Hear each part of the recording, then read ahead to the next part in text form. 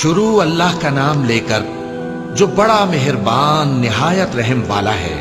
اے نبی صلی اللہ علیہ وآلہ وسلم، اپنے پروردگار کا نام لے کر پڑھو جس نے تمام کائنات کو پیدا کیا، جس نے انسان کو خون کی پھٹکی سے بنایا۔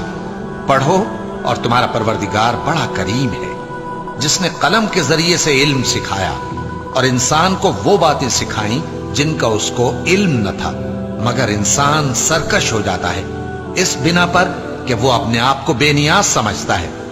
کچھ شک نہیں کہ سب کو تمہارے پروردگار ہی کی طرف لوٹ کر جانا ہے۔ کیا تم نے اس شخص کو دیکھا جو منع کرتا ہے، یعنی ایک بندے کو جب وہ نماز پڑھنے لگتا ہے؟ بھلا دیکھو تو اگر یہ راہ راست پر ہو یا پرہیزگاری کا حکم کرے تو منع کرنا کیسا؟ تو اس کا انجام کیا ہوگا؟ ذرا دیکھو تو اگر اس نے دین حق کو جھٹلایا اور اس سے منہ موڑا، کیا اس کو معلوم نہیں کہ اللہ دیکھ رہا ہے؟ دیکھو اگر وہ باز نہ آئے گا تو ہم اس کی پیشانی کے بال پکڑ کر گھسیٹیں گے، یعنی اس جھوٹے خطاکار کی پیشانی کے بال، تو وہ اپنے یاران مجلس کو بلا لے، ہم بھی دوزخ کے فرشتوں کو بلائیں گے۔